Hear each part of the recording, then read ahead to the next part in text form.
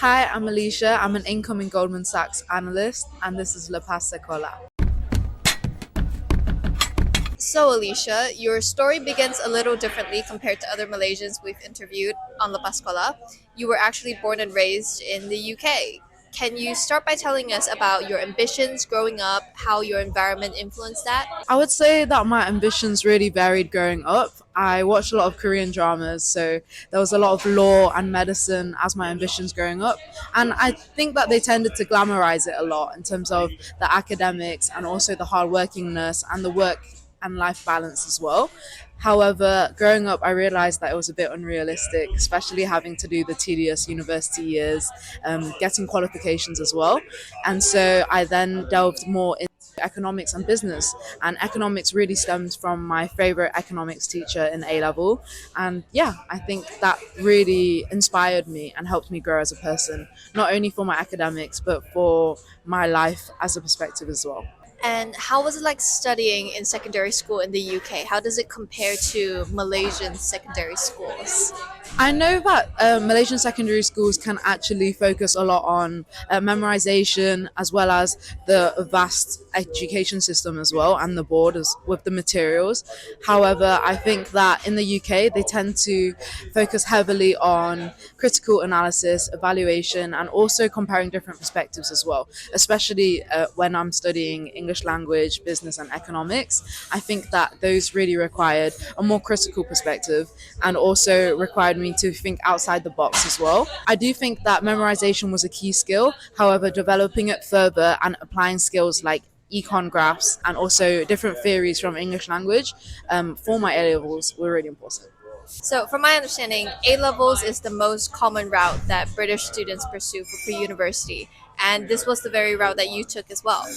Was that a concrete decision from the get go, or did you ever consider any other pre U options? I would say that another pre-U option would be degree apprenticeships. However, it wasn't as apparent to me from the get-go. I think that became more visible when I got into university, thinking that that was an option. Apprenticeships alone was an option. However, it's maybe a bit too practical and it probably focused a bit too much on the engineering side or more practical stuff.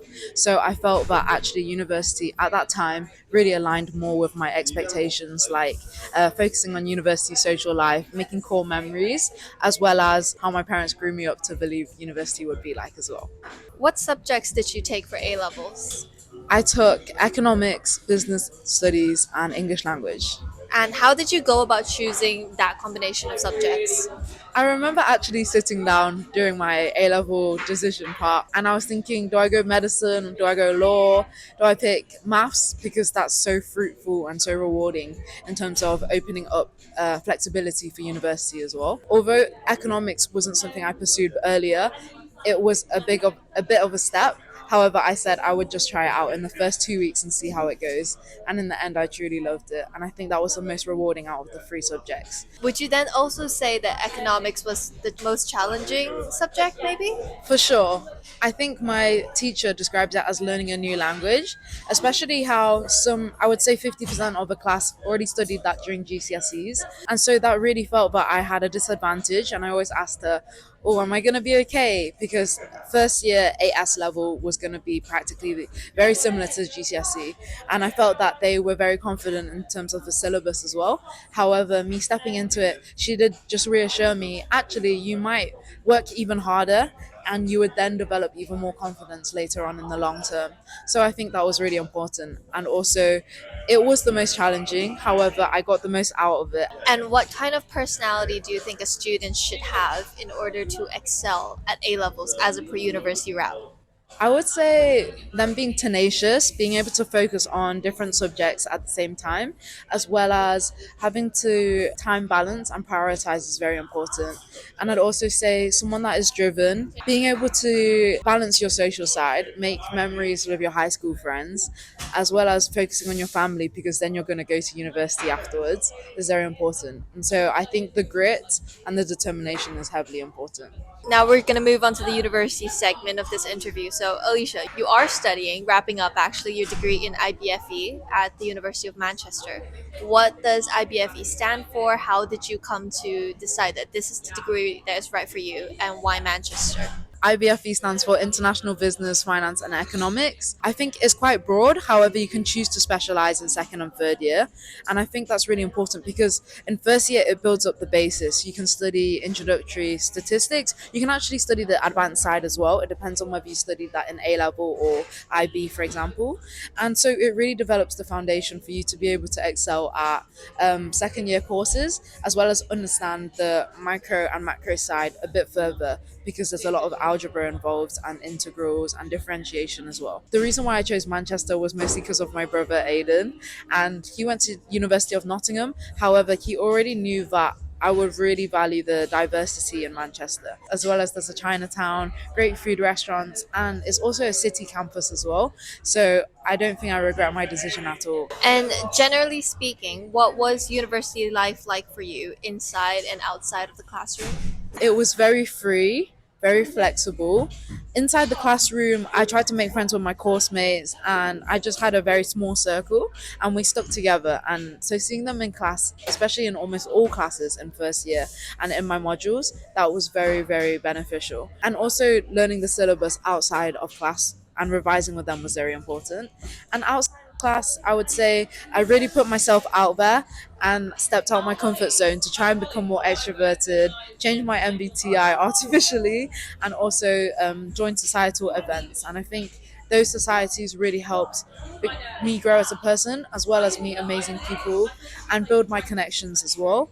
And I think that outside, also balancing badminton, that really helped with my confidence, my time management skills, as well as developing a Google Calendar to be more organized at the same time. So, a degree like IBFE transcends mere math and theories, right? You need to actually apply it to the real world and understand all the mechanisms at work. Do your lectures keep you tied to real life applications, or would you say this is something you needed to do in your own time through reading and analyzing, say, finance, business, and economics in real life? I would say that a key comparison compared to A level would be that I expected it to be more structured in terms of the syllabus and knowing exactly what to read, what to study in my own time, as well as how to research and develop further in terms of my mindset and my knowledge of the course. But in terms of university, it became more self-directed, and I felt that that flexibility was hard because I always wanted to see the material in front of me as well. However, it then changed, and it actually became a good advantage, and it was flexible as well. And so in terms of the lecture content as well as extra readings, it was kind of a pivot, a kind of push and a nudge that told me that here you can read, you can develop onto these things. However, it did depend on the module that you would be talking about. For example, international finance or financial decision making, that applied a bit less because there was more technical elements and it would be a bit more hypothetical, such as working out net present values and also calculating discounted cash flows as well. However, more macroeconomic side and micro, that helped me develop further in terms of talking about economies and also looking at it from a case study perspective as well. That really helped me delve into my first year and become more practical in terms of my thinking as well as critical analysis. You have a good balance between you being self-directed as well as you also being pushed in a way from your lecturer. And I understand that you play quite the role in Mutis as well. Tell me what Mutis is and the evolution of your involvement in it. I would say that Mutis always came about to me as a bit of an intimidating society. It's actually Manchester's biggest finance society, and they also hold funds as well. So there's another type that's called Mutis Hedge Fund, and then there's also the core of the society, and it goes all the way up to even working individuals as well. So that kind of shook me that even working people are part of a student society, and also it stems from across the UK as well. And I think that starting out as a macroeconomic analyst in first year to second year as well, that really helped me to balance my studies as well as become more of an individual who could focus their time and also over the summer, I did kind of think, oh, am I missing out on my holiday? Should I have not signed up for this role? However, it actually helped me to become more disciplined and focus on enjoying myself, but also joining into meetings and also making pitch decks and research at the side as well. And growing into that, in second, third year, I did also interview to have a mentor.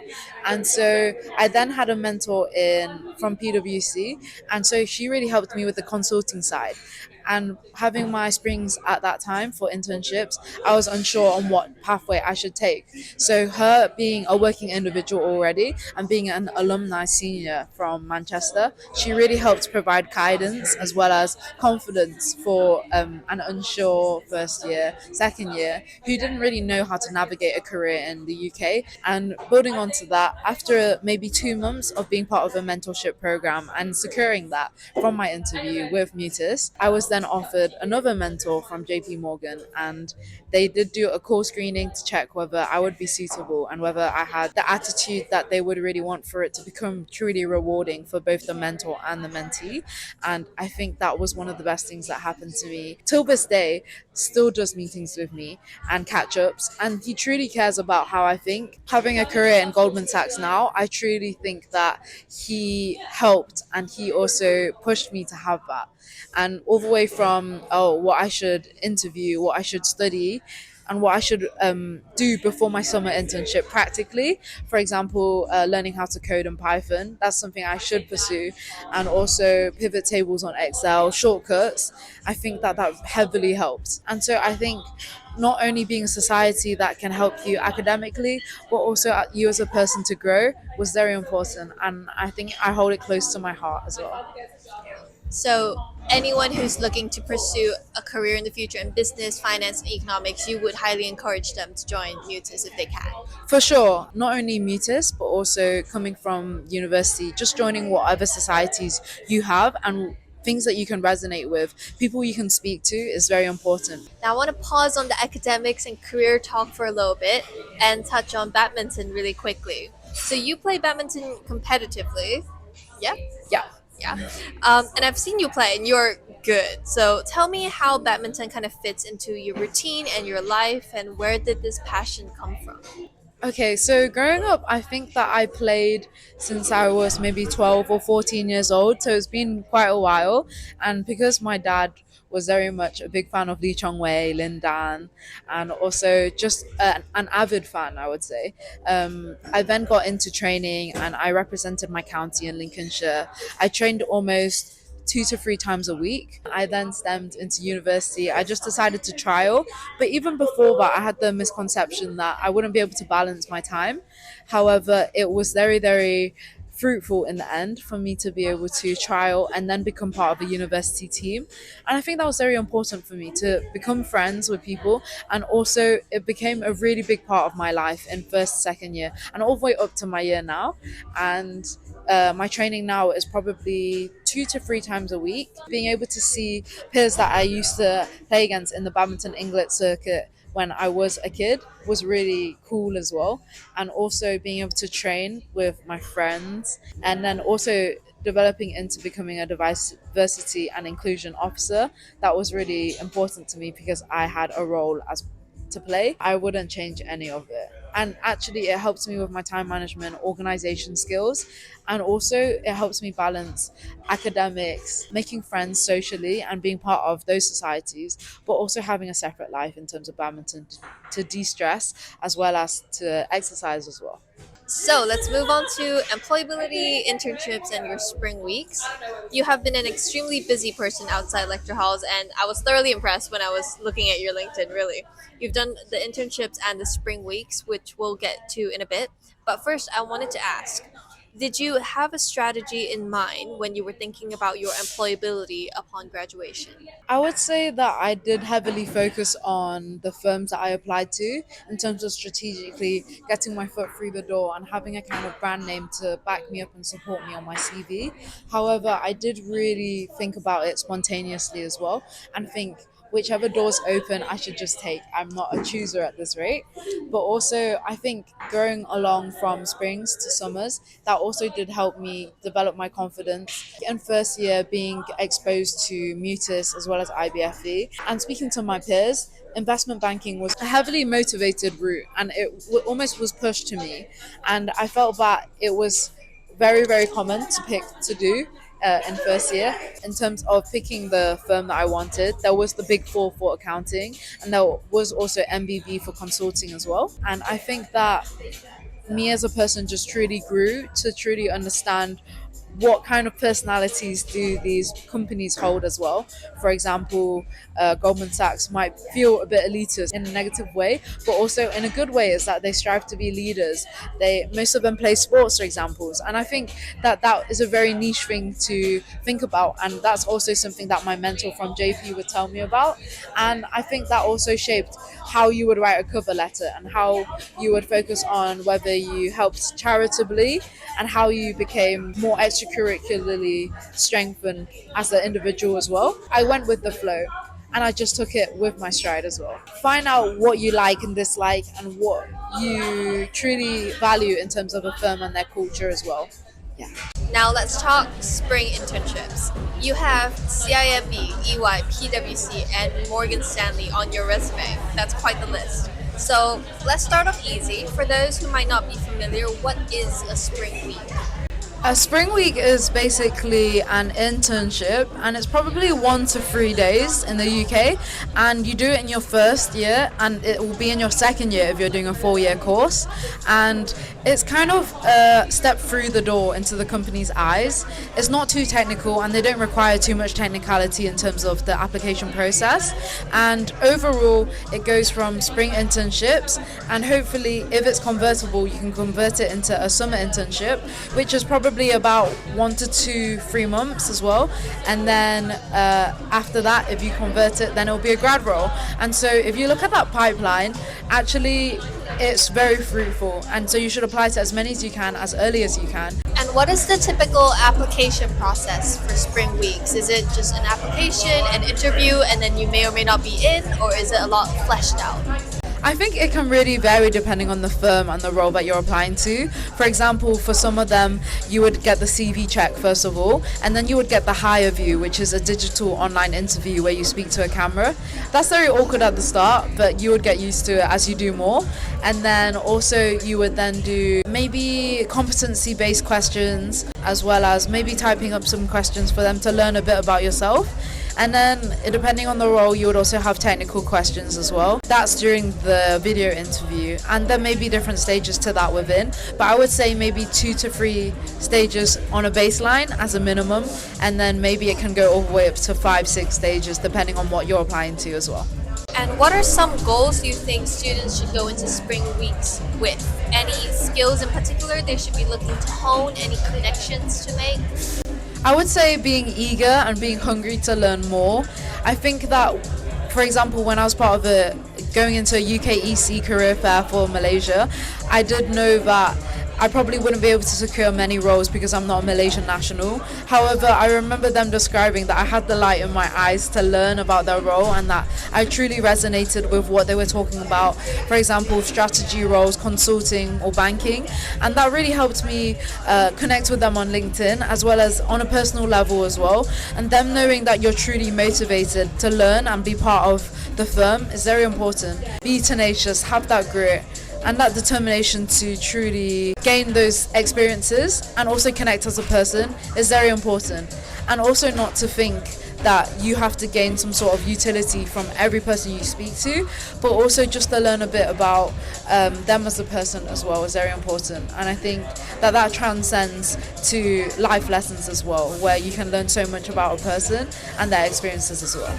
Now, I've listed off some very big names that you have completed spring weeks with, and I have no doubt that you've learned a lot from those experiences. Are there any noteworthy moments or lessons you can share with us? I would say that there was a collection of moments that really helped me. In terms of in my springs, my mentor did say to enjoy the process. You get to travel for free, you get to stay in accommodation, have good food. And I think not only did I get to make new friends, and I was probably a bit burnt out by the process of orientation and speaking to so many new people who are strivers and excellers and being almost the best parts of university in their cohort, and comparing constantly and having to become an extrovert for long hours was really hard when my social battery burnt out. And also knowing that you were watched at every second and every hour, having to perform well was really important. However, on another note, it was so fruitful to be able to learn and compare about how people think and how I can develop in terms of these application processes. And I would just say that these opportunities are not only for you to learn a lot and also develop and establish your career, but also that you can truly make lifelong friends. And also this is very apparent in your career as well, where when you speak to VPs, vice presidents, you can also connect with them in a personal level. And I think that was very important in terms of my time during my summer, not only becoming a strong intern, but also becoming a person that I could truly connect with and learn from other people about. All right, now we move on to the $1 million topic, at least for me. Goldman Sachs is also on your resume. Has that always been one of your big goals? And what was the application like for the summer analyst position? How did you prepare? Tell me everything. I would say that the application process was actually quite basic and easy, but very structured at the same time. I remember submitting my CV and just applying to about 2 to 3 roles, because you can apply to different cities and different roles. And also then having them check my CV, then doing higher view questions as well, and it not being very technical, because for operations and middle to back office roles, they kind of assign you to a team and to a role, and so you don't really know what you're going to get into, which division you're going to get into, until they align with you and which VP actually scouts you from that. And the final stage was a super day, and that is a free interview process. They're almost back to back, and they're probably about 30 minutes to an hour each, and they were with vice presidents each time, and there was probably about 1 to 2 of them in each call. I would say that was really daunting, because I couldn't tell whether they liked me or not, and also it was probably very heavy for me to digest as a second year. The questions were something I couldn't expect as well. However, I knew who the interviewers would be, and so I searched them up on LinkedIn, and I tried to prepare as much as I could. And in the end, the lesson that I learned was that you can't really gauge from first impressions who truly thinks that you're a good candidate. And so out of the 3, there was one that didn't really smile or give me a feedback, such as body language or positive cues that were motivating, like, "You're doing great, Alicia, carry on." And however, out of the 3, you have to get 3 yeses in that interview and for you to progress as a candidate. And so in the end that did happen, but out of the 3, they would also then pool in and pick which candidate they like from all the interviews that they did. And so the one that I felt that I resonated with least actually was the one that hired me. And so I felt that was quite a life lesson, that you shouldn't give up until it's over, and also that it was very important for you to just truly carry on until the end. And what was your reaction when you heard that you got the return offer? I actually don't remember the exact moment vividly. However, I think I cried, and also I was speaking to the hiring manager on call, and I was just so grateful. I was so happy, and I truly felt like something had been lifted off my chest. Despite having a PwC offer for my summer, I did also think that this was something I definitely wanted to pursue, and that banking was more for me in the end. And I remember that for my PwC offer, and as well as Morgan Stanley offer, I was speaking to my brother on call in the train actually, and I was just crying, and I was thinking, wow, I'm so happy. And I truly think that the people in your life that truly support you are the biggest factors and the biggest motivators as well. And so I was thankful for him, because he was the one that pushed me to apply. And whenever I think about companies like Goldman Sachs, I think about a very dynamic and fast-paced work environment where there is very little margin for error. Was this your reality, drawing on your summer analyst experience? How would you describe the work culture there?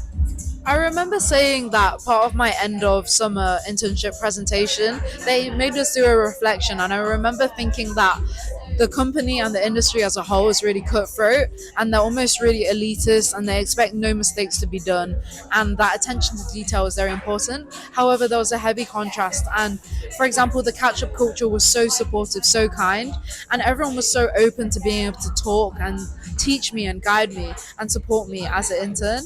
And I think that that really helped me become very happy and also supported during those 9 weeks.